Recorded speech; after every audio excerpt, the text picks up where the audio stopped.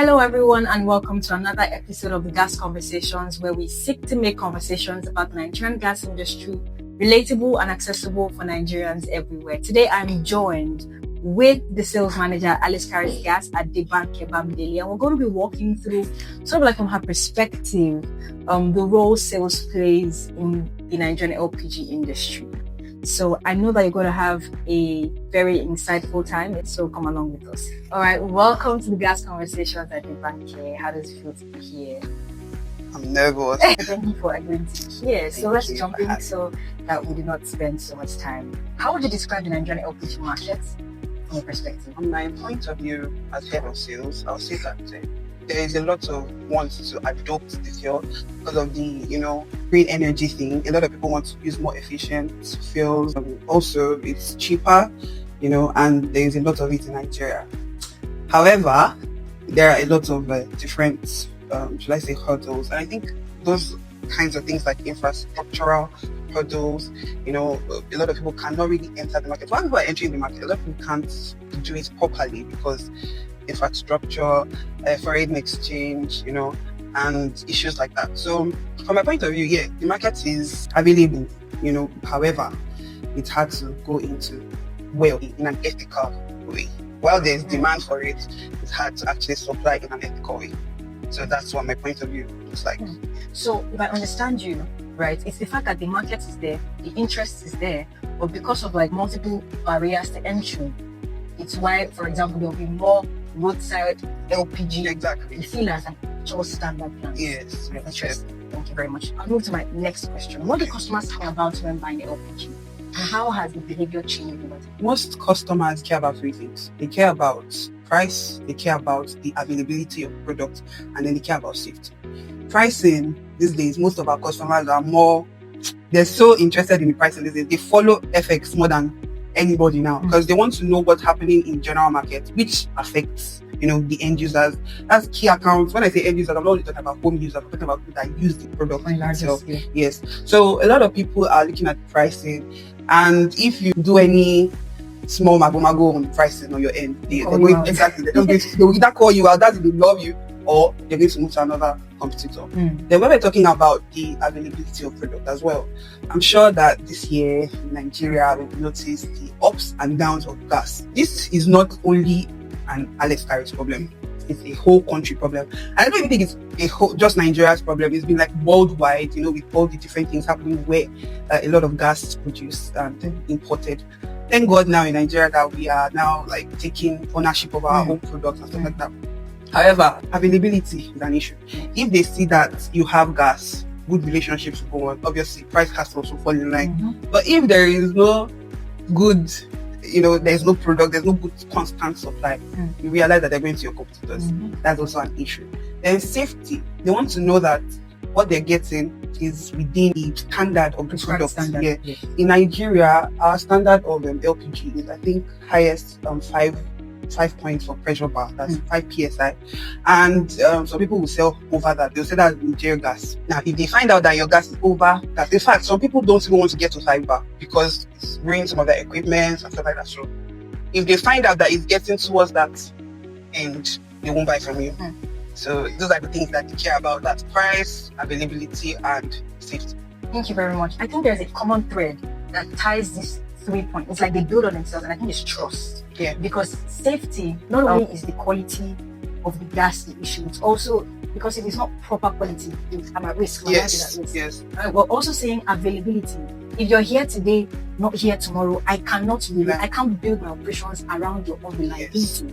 And then availability also affects pricing. It's like demand and supply. When there is products, the prices are very likely to be more reasonable. When products are scarce and there's higher demand, everybody wants to take advantage of that. So thank you very much for that point. So my next question is, can you walk us through what the LPG sales process looks like on your end and actually what makes for a good customer experience? So first question is, what does it look like step by step? First things first, we from the sales department, we would like to generate leads.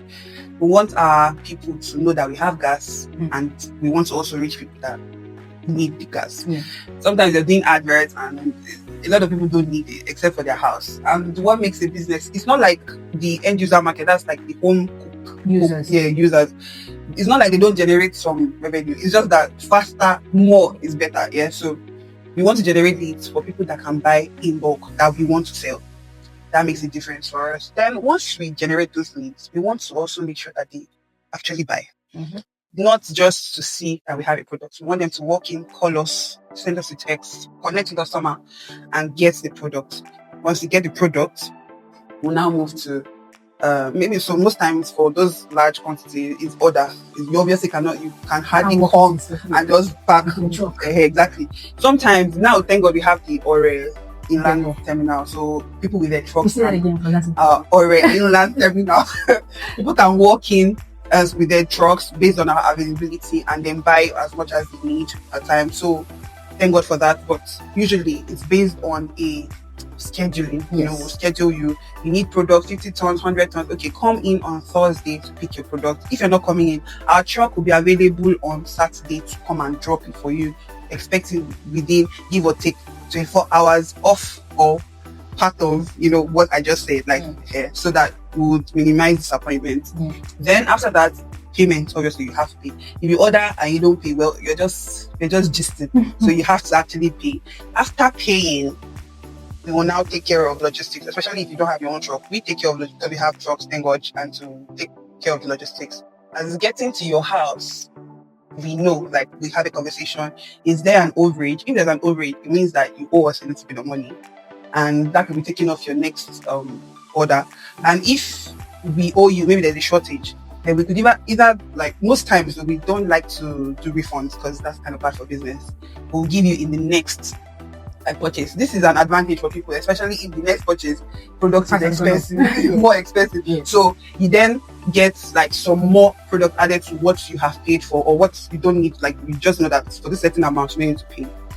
Then the conversation goes on. Are you happy with this? Are you happy with that?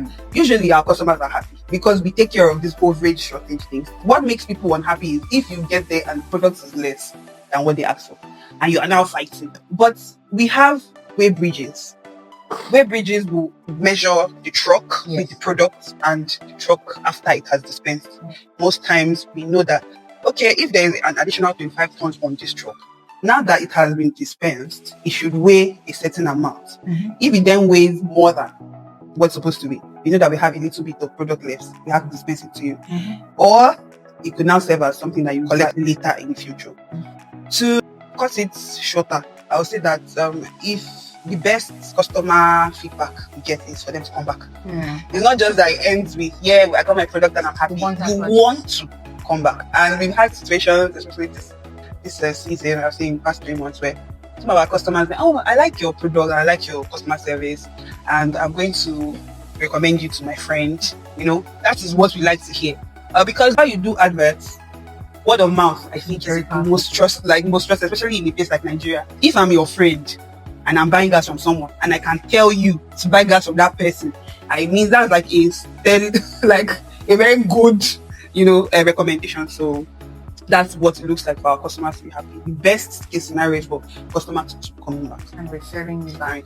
I think that's thank you for walking us through that process, because sometimes when people think sales, they just think it's the buying and selling, right? But it's customer management, it's expectation management.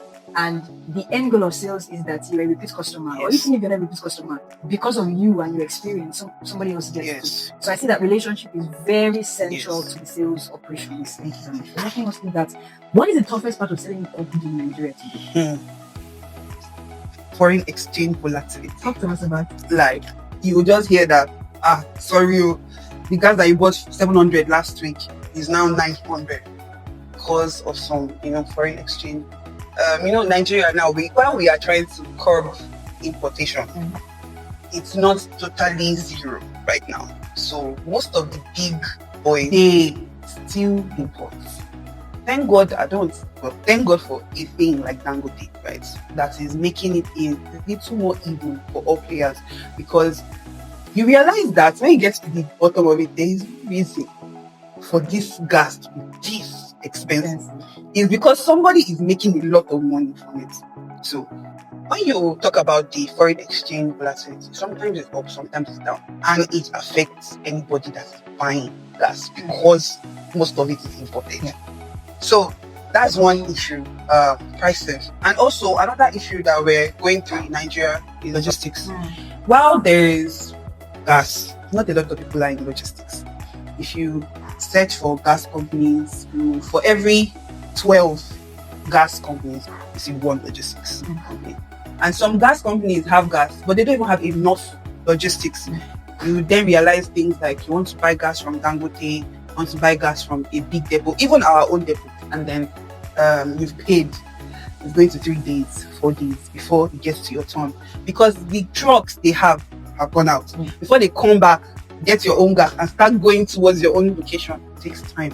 So I'll say biggest problems right now, logistics and yes, maybe in of security. That's something I don't want to go deep into. It's elephant in the room. Yeah, So that's I'm just going to say that and stop there. Thank you very much. My last question would be: what opportunities do you see for making LPG more accessible, safe, and affordable for Nigerians? So, like you mentioned, foreign exchange thing. If we can have more companies that don't let's make use of what we have here and then refine it ourselves and sell it to ourselves. I know definitely, like by default, pricing will reduce. Also, I know about some NGOs that are working with different gas companies. I think Alex Carri's worked with one some time ago, where you get into different grassroots, those rural areas. Let them know more about gas. It's not as expensive as wood. On your health as well. The long effect of using wood to cook, other fossil fuels to cook, is way worse than LPG. And the cost, that's the cost I'm talking about. Once we entered one village recently in Abuja, and they're buying firewood every day that cost about 1,000. Meanwhile, they're angry about the fact that 1 kg of gas is about 1,000. But 1 kg of gas will last them for what they're cooking for at least 4 days. Like, obviously, this is cheaper. And this is like individual use. Yes, individual use. Like, they're just one family of 4. So this 1,000 will last them 4 days. It is gas. But it's lasting only 1 day. It is wood. The reason is they can see the wood. You cannot see the gas. So the gas is inside a cylinder and they don't understand. And they've heard a lot of things about it. You can explode, you can do this. Okay. So we have to teach people about the fact that there are safe ways of using gas. For example, we used gas since I was a child and we never had an explosion. If you know what to do, you know that this cylinder is expired, buy a new one. You know that this place is not well aired, put your cylinder in an exposed place, because obviously you're not supposed to put it in a place that's not well ventilated. Then don't leave it on. Make sure you put off the dials. Make sure all those safety things. Know how to read the expiry date, stuff like that. That would help with adoption, especially in a place like Nigeria. I mean, we have a lot of gas. There's no reason why any Nigerian should not be using gas. We have a lot of it. Then logistics, like I said, it's something that I feel like a lot of people should invest more in. It's also lucrative, let's be honest. A lot of people can make more money from that's an aspect of LPG that a lot of people don't look into more, because maybe they think that the initial cost is so expensive. Trust me, within a year you made your truck money and even more back if it's doing constant laps. Those are the things. Accessibility, that would be making sure that there are more stations. Alex Carrick has a lot of stations, and I like the fact that we have face-to-face places like that where people can enter and say, okay, this place is what I'm buying from. And it's safe. It's transparent. You can see what's happening. Okay, this is not bad. Not the one that you're just going to be seeing cylinder to cylinder on the roadside. There should be more stations so that a lot of people can see where it's sold and buy it directly in a safe way. And I think those things can help with adoption and also price reduction. Thank you very much, Banke. I think a couple of things that stand out to me while you're speaking is education. And it's not just the responsibility of the government. Even companies can take up the task of letting at least people in the environment, sort of challenging, what do you know about gas? What myths have you heard about gas? It's one thing to do really nice images on Instagram. But the people you're trying to penetrate, they're probably not on they're not on Instagram. So education. I also hear collaboration, like industry people coming together to say, you know what, if we can put funds together to do this particular thing, to invest in local production, because at the end of the day, I believe whatever you produce locally doesn't face the risk of FX to the full extent, right? It might have its own risks and challenges, but FX volatility will and should considerably be cheaper. I think the last thing would be sort of like government incentivizing people who are deciding to take up. For example, you said something about logistics. Cost will always be like, I don't even think it's the thing of logistics being like expensive and trucks. There is that. But I think there is also the thing of day-to-day managing of the streets. It's not even the entry costs now, but the running costs. Yes. So I feel like government incentivizing people who are focused on making things work locally will go a long way in encouraging participation in the industry. So thank you so much, Pancake, for all the insights. I feel like conversations have been very, like, your approach, you haven't mixed words. Honest, you've been as open as you need it to be. Thank you very much for having me to so much. Alright, so just like I told you at the beginning of the conversation, that today's episode was going to be very insightful and just, like I mentioned earlier, honest, straight to the point, hammer to the nail. I'd like to know what you think about our conversation today. Leave us a comment, share, like, and till the next episode, stay gassed up.